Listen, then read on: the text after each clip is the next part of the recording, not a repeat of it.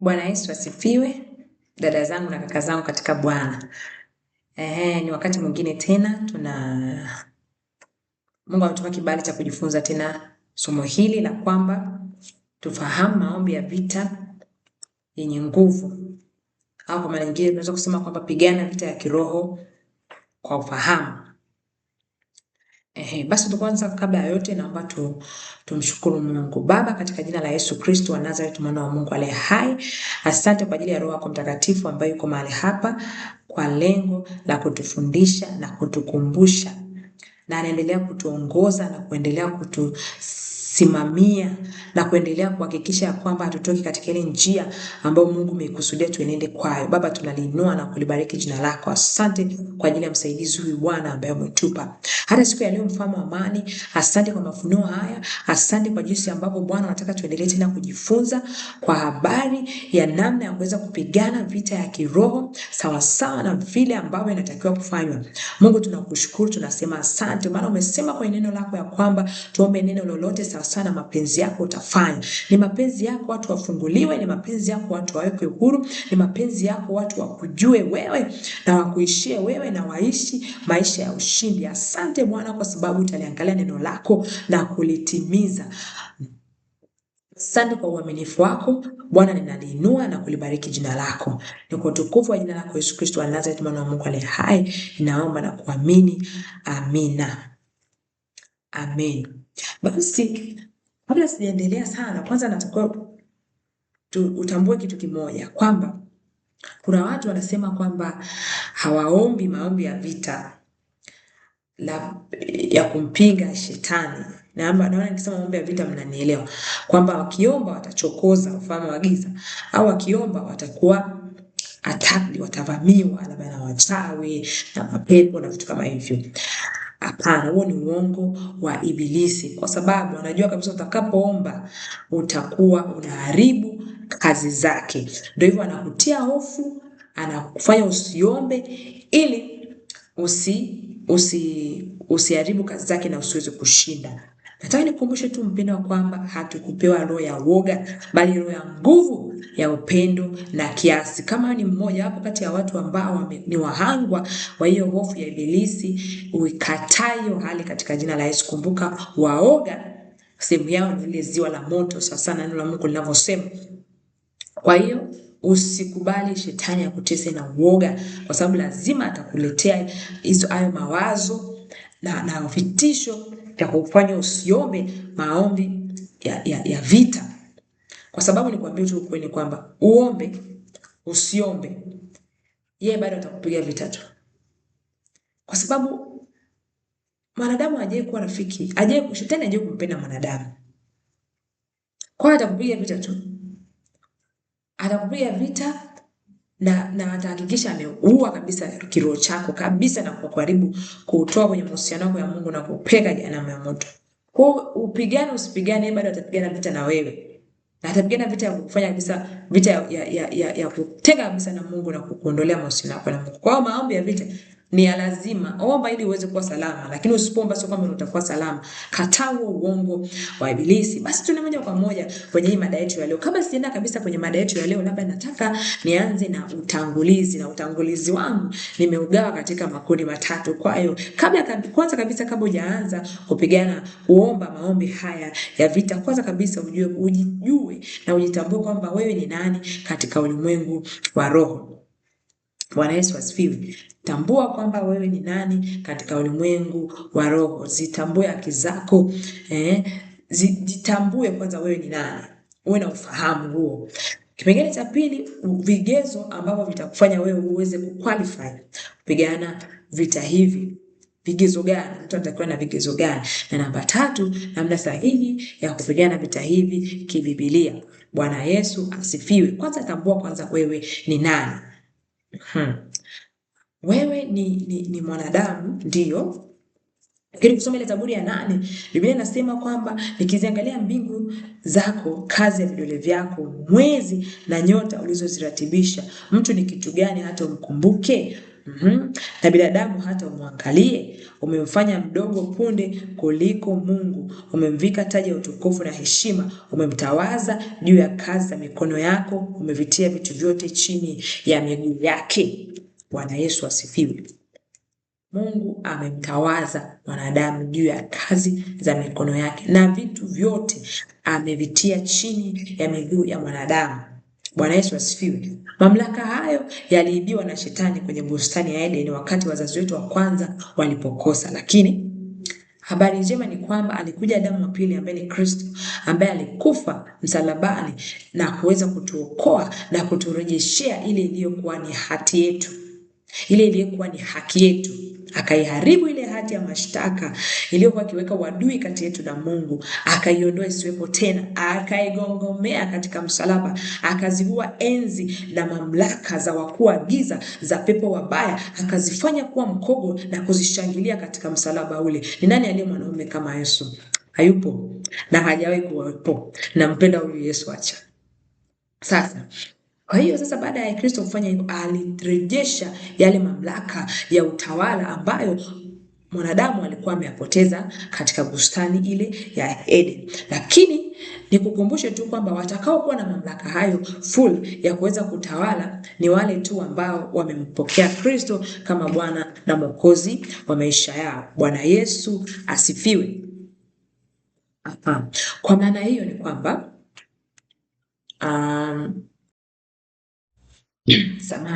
kwa maana hiyo ni kwamba pia Biblia inatuambia kwenye Waebrania ile sura ya kwanza mstari wa 14 inazungumzia kuhusiana na malaika. Inasema kwamba je, hao wote si roho watumikao wakitumwa kuwahudumu wale watakao urithi wokovu? Kwa hiyo malaika ni roho zinatumwa kuwahudumu wale watakao urithi wokovu. Hao ni malaika wa Mungu. Je, vipi kuhusu malaika walioasi? Shetani na pepo wabaya na vinyamkera na wote ambao wanamtumikia Ibilisi. Unayo mamlaka juu yao. Bwana Yesu asifiwe. Biblia inasema umetawazwa juu ya kazi za mikono ya Mungu, na vitu vyote vimewekwa chini yako wewe mwanadamu.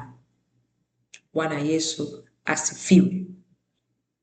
Pia kama umeokoka na umempa Yesu maisha yako, Biblia inatuambia kwamba uhai wetu umefichwa ndani ya Kristo. Pia tumeketishwa pamoja na Kristo juu sana, juu ya falme zote na mamlaka yote katika ulimwengu wa roho. Kwa maana hiyo tunatawala pamoja na Kristo. Kristo baada ya kufufuka, alipokuwa anaongea na wanafunzi kabla ya kupaa mbinguni, aliwaambia kwamba mamlaka yote, wakati anawaagiza kuhubiri Injili, aliwaambia mamlaka yote mbinguni na duniani amepewa. Bwana Yesu asifiwe. Bwana Yesu asifiwe. Kwa maana hiyo umeketishwa pamoja na Kristo, uhai wako umefichwa ndani ya Kristo. Kristo amekulipia deni yote, ile hati iliyokuwa inakushtaki haipo tena, na zile enzi na mamlaka ya wakuu wa giza ya pepo wabaya amezifanya kuwa mkogo, amezishangilia katika ule msalaba. Kwa maana hiyo wewe ni mshindi. Wewe unayo mamlaka ya kuamuru na kukemea pepo wabaya. Ni mtawala wa kila kitu, kila kiumbe kilichoumbwa na Mwenyezi Mungu. Hapa nataka tu ni kufanya uwezo ukatambua kwamba wewe ni nani. Biblia inatuambia kwamba ile nguvu iliyomfufua Kristo kutoka wafu ndio inaishi ndani mwetu. Bwana Yesu asifiwe. Bwana Yesu asifiwe. Hicho ni kipengele cha kwanza kwa ufupi tu. Kipengele kingine ambacho ni cha pili, kwamba vitambue vigezo vya wewe kuweza kupigana vita ya kiroho. Hakitofautiani sana na kipengele cha kwanza, lakini lazima kwanza uwe umeokoka, umetubu dhambi zako kwa kumaanisha kuziacha, na umemkiri Kristo kama Bwana na Mwokozi wa maisha yako. Umebatizwa ubatizo wa maji tele, umebatizwa Roho Mtakatifu, umejazwa nguvu za Roho Mtakatifu, Na kipengele cha 3, uwe ni mtu ambaye unaishi maisha ya utakatifu. Mtu ambaye unaishi maisha ya utakatifu kwa sababu gani? Mungu ni mtakatifu. Biblia inatuambia kwamba wawili hawawezi kupatana, wawili hawawezi kwenda pamoja isipokuwa wamepatana.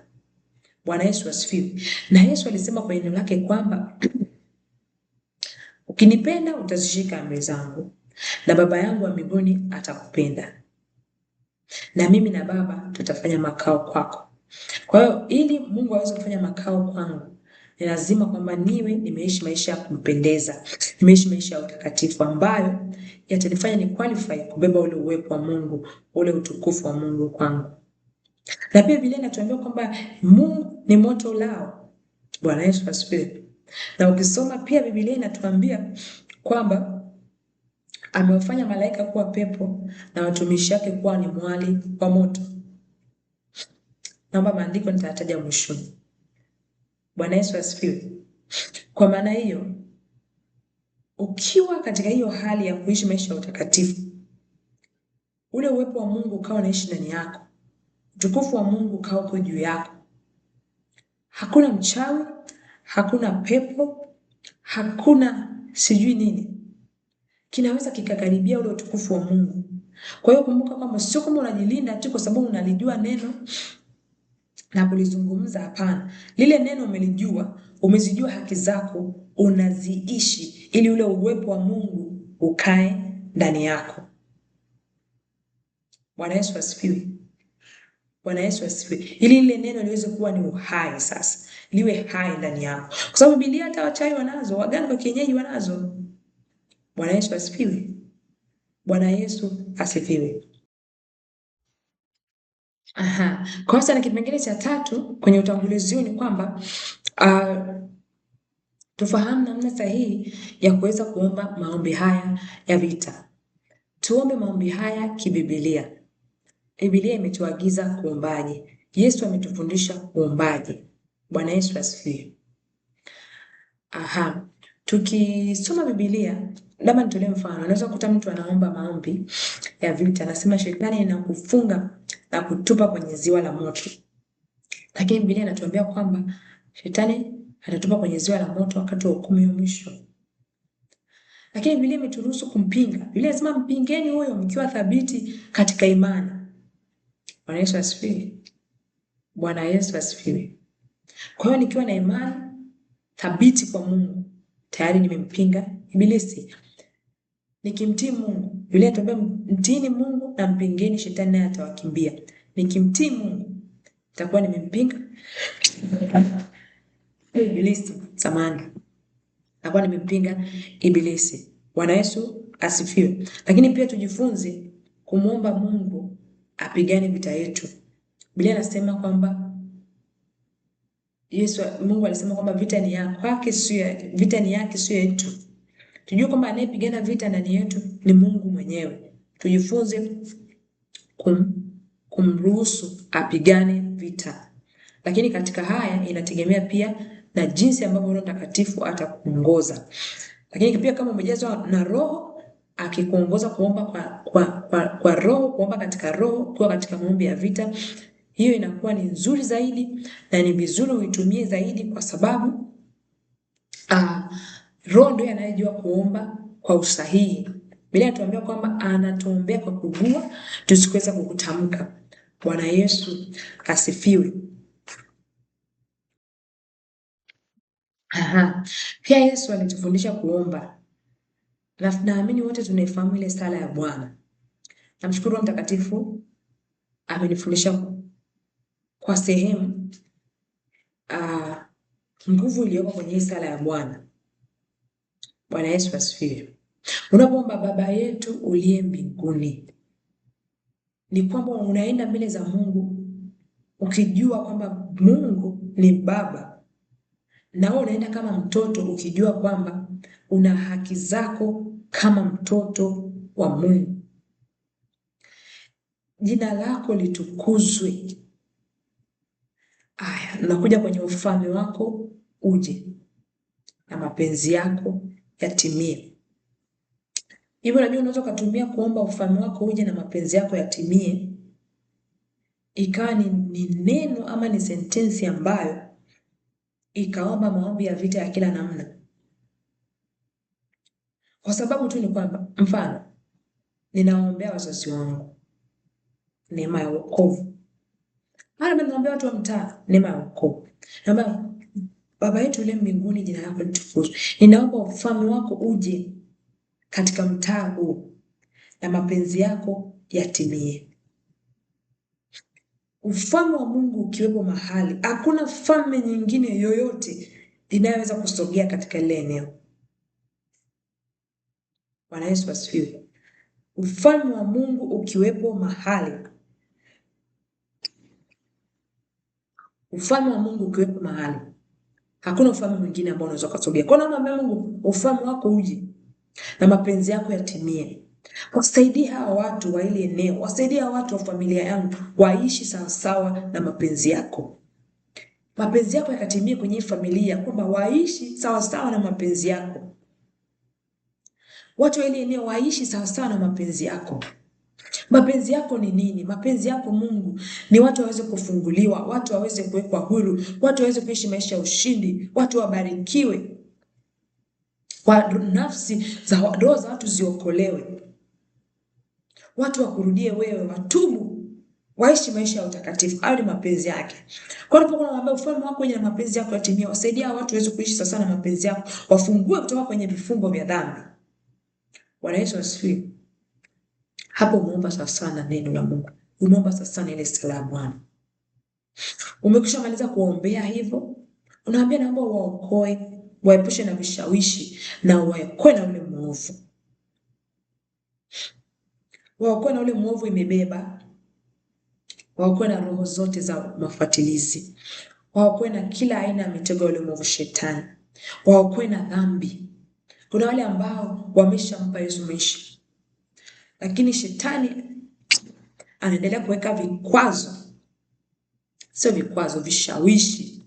Unapokuwa unamsihi Mungu, unapokuwa unamsihi Mungu na kumwomba Mungu awaepushe na vishawishi, awaepushe na yule mwovu, ni kwamba muomba Mungu aendelee kuwasaidia watu waishi maisha ya utakatifu. Wakiishi maisha ya utakatifu waweze kutunza uwepo wa Mungu ndani yao. Wakishatunza uwepo wa Mungu ndani yao, kwa sababu wameokolewa na ile dhambi, wameokolewa na vile vishawishi vya dhambi, wataendelea kutembea katika maisha ya ushindi. Bwana Yesu asifiwe. Kwa hiyo ile sala ya Bwana ina mambo yote. Sema shetani ni mbaya na ni mwongo, anapenda watu waiombe kama repetition, kama marudio, kama mazoea tu. Nimeiomba nimemaliza, lakini unaiomba kwa kuitafakari, kwa kuidadavua kadiri wa Mungu anakuongoza. Bwana Yesu asifiwe. Bwana Yesu asifiwe. Kwa hiyo nafikiri sasa hapa kidogo tumeanza kuelewana. Kwa hiyo tuombe neno. Tuliombe neno, tusiende tu na maneno yetu binafsi. Tunaona hata kwenye Biblia shetani, Yesu alimshinda shetani kwa neno. Alikuwa anaijua nafasi yake, alikuwa analijua neno. Bwana Yesu asifiwe. Bwana Yesu asifiwe. Kwa kifupi nimefundisha hivi, mfano unaenda mbele za Mungu kuomba jambo fulani, nenda ukiwa unajua kwamba wewe ni mtawala. Namba 1, wewe ni mtawala. Namba 2, jitakase. Sio kujitakasa, muombe Kristo akutakase. Ufungue moyo wako mbele za Mungu. Omba damu ya Yesu Kristo ikutakase. Kwa sababu kama una hatia mbele za Mungu, huwezi kuwa na ujasiri. Muombe Roho Mtakatifu auchunguze moyo wako. Damu ya Kristo ikutakase. Bwana Yesu asifiwe. Kuna vitu ambavyo unajua umefanya ndivyo isivyo sawa. Umefanya kazi ya Mungu kwa ulegevu, umechelewa ibadani, vitu vya jinsi hiyo, viungame mbele za Mungu, viseme. Kama ile neno tunalosoma kwenye, nafikiri ni waraka wa kwanza wa Yohana sura ya 1. Biblia inasema kwamba tuziungame dhambi zetu, yeye ni mwaminifu na wa haki wa kutusamehe. Ile mstari wa 9, na kusafisha na uovu wote.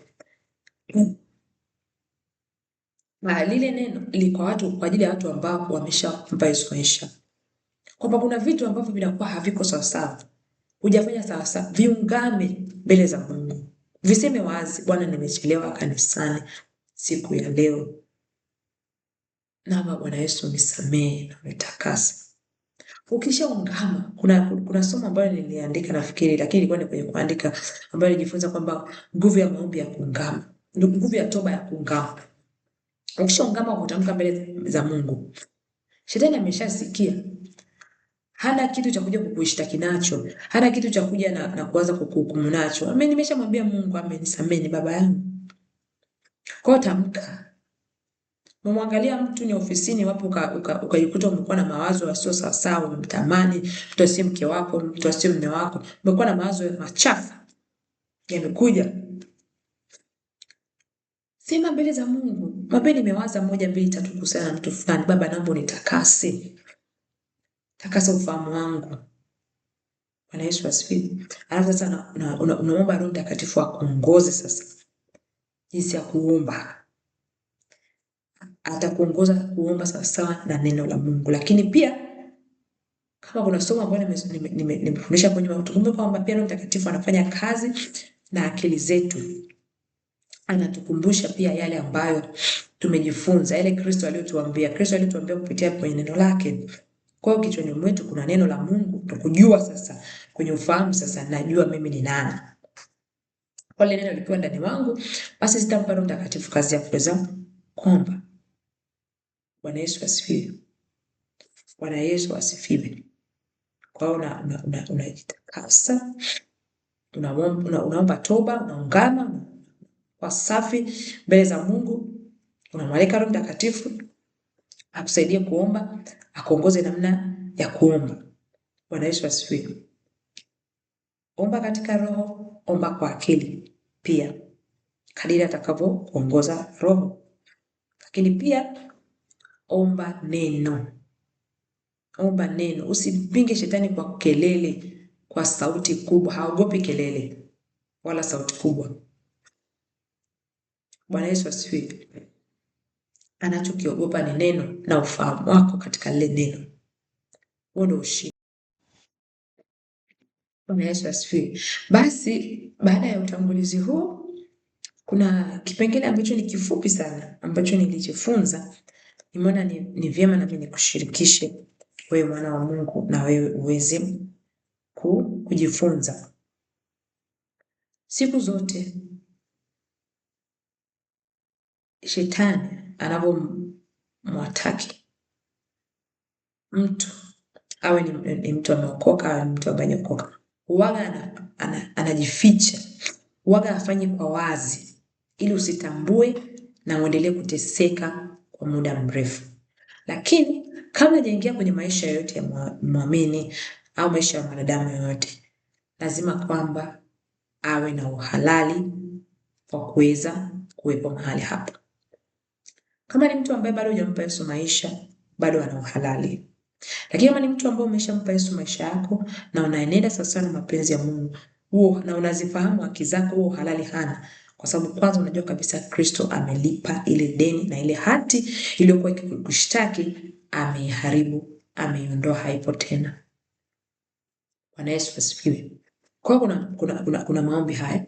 Mfano, unataka kuombea ni swala la uchumi, la afya, unaombea ndoa yako, watoto. Kuna maombi haya matatu, maneno haya matatu. Nilijifunza, alikuwa ni ushuhuda mtu, na nilivyoyaweka katika matendo, niliona yanaletea, yalikuwa na matokeo makubwa na ushindi. Kuna neno linalosema kwamba expose au kwa Kiswahili funua. Kuna neno linalosema sambaratisha au dismantle. Neno linalosema kwamba replace ama weka panda kitu kingine. Badala ya mbadala, weka mbadala kitu kingine. Bwana Yesu asifiwe. Kwanza kabisa shetani hafanyi kazi bila kuandaa msingi wa kile kitu ambacho anataka kukifanya kwenye maisha yako. Mfano ni shida ya fedha. Kuna source, kuna structure ambayo anakuwa ameshaitengeneza. Kwa hiyo wewe katika kuomba hapo unamwambia Mungu Baba, katika jina la Yesu Kristo, ninalitukuza jina lako. Ninaomba ufalme wako uje na mapenzi yako yatimie. Ufunue, uexpose kazi za giza zinazoshikilia uchumi wa familia yangu. Yeye kwa sababu kwa mng'ao wa utukufu wake, kwa nguvu, kwa nuru yake atafunua, vitawekwa wazi. Na akishafunua, unaamuru katika jina la Yesu kusambaratisha huo mpango, hiyo structure, hivyo vikao, na visambaratisha kwa mamlaka ya jina la Yesu. Na nina replace, kama ni issue ya uchumi, nina replace na baraka za Mungu. Nina replace na mpango wa Mungu wa kunifanikisha katika maisha yangu. Nina replace, ninaweka mbadala, na replace na kusudi la Mungu kwenye maisha yangu. Maana ni mapenzi ya Mungu nifanikiwe, ni Mungu ananiwazia mawazo yaliyo mema. Hivyo hivyo katika afya, afunue mpango wa ibilisi, ngome ya ibilisi aliyoijenga, aliyosuka kuhusiana na afya yako. Afunue, aweke wazi. Pia asambaratishe. Kusambaratisha maana yake ni kubomoa, kudismantle maana yake kubomoa mpaka msingi, tofali baada ya tofali. Kwa maana kwamba hicho kitu hakiwezi kujengeka tena. Itachukua muda kujengeka kwa sababu utakuwa unaendelea kuomba hakitakajengeka tena. Na baada ya hapo una replace sasa. Unapanda afya njema. Unatangaza afya njema. Bwana Yesu asifiwe.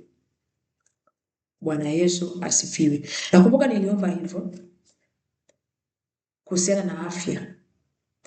Na nikaja au tuachane na huko kwanza. Niachane kwanza na ushuhuda huo.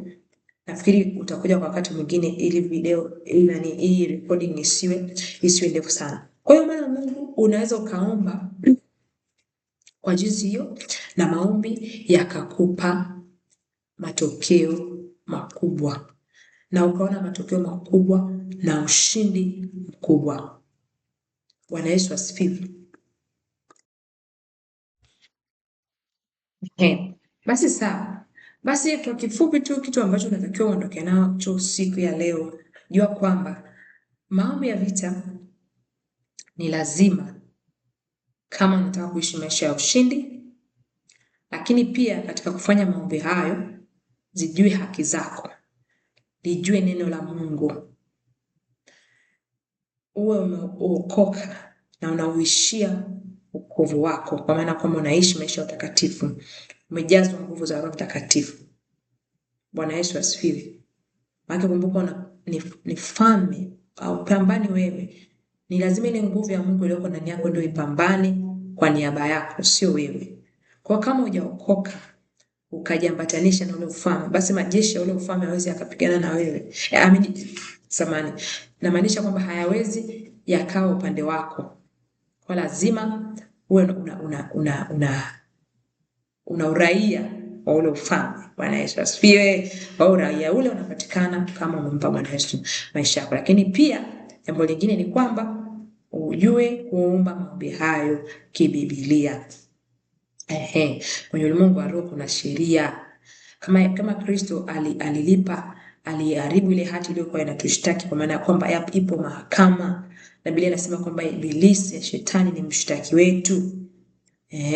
Kwa maana hiyo ni kwamba lazima kila kitu kifanyike sawasawa na neno la Mungu na kwa usahihi. Kama hauna maneno mazuri ya kuweza kuomba, kiri neno la Mungu kama lilivyo, muombe Mungu aingilie kati. Au omba kwa lugha, omba katika roho. Vile Roho atakavyokuongoza, akikuongoza kutamka maandiko, ukiomba katika roho ni sawa. Lakini kuanza tu kutamka tu na kuanza kusema hapana, kuna ambavyo inakuwa sio sawa, ambapo unaweza usione matokeo, au labda mashambulizi yakazidi au ibilisi akawa anakucheka tu. Kwa sauti ya kufukuza na kwa sauti kubwa au nini, hiyo haimshtui. Ni kwamba unazijua haki zako. Omba neno la Mungu. Basi nilisema mwishoni nitataja maandiko ambayo niliyatumia sana, ambapo ilikuwa ni ile Zaburi ya 8. Unaweza ukaisoma yote na kuitafakari. Utaona ukuu wa Mungu pale, na utaona kwamba mwanadamu ameheshimishwa sana na amepewa nafasi ya kutawala, amepewa mamlaka ya kutawala. Mungu amemtawaza juu ya kazi ya mikono yake na vitu vyote vimewekwa chini yake. Bwana Yesu asifiwe. Na ile maandiko mengine ambayo nilitumia ni ile Warumi sura ya 8 mstari wa 11, kwamba roho ile iliyomfufua Kristo katika wafu ndio inayoishi ndani mwetu. Pia ile Waefeso 2:6 niliokuwa nazungumzia kwamba tumeketishwa pamoja na Kristo katika ulimwengu wa roho. Pia ile Wakolosai 3:3 uhai wetu umefichwa pamoja na Kristo. Na ile Waebrania 12 mstari wa 29 inayotuambia kwamba Mungu ni moto ulao. Bwana Yesu asifiwe. Na ile Waebrania 1:7 inasema kwamba aliwafanya malaika kuwa pepo na watumishi wake kuwa ni miali ya moto. Naamini pia nimetumia baadhi ya maandiko mengine, lakini nafikiri pia ni rahisi wewe kuweza kuyapata. Basi Mungu akubariki sana. Ninamshukuru Mungu, namshukuru Mtakatifu kwa sababu haya ndio aliyokusudia tujifunze kwa siku ya leo. Kuna ushuhuda ambao nilikuwa nataka kusema, lakini naona Roho Mtakatifu hajanipa kibali kwa sasa hivi. Naamini wakati mwingine atanipa kibali, nitaweza nikawashirikisha na kawajenga na kuendelea kutiana moyo katika safari hii ya wokovu. Amina. Basi Mungu akubariki sana. Amen.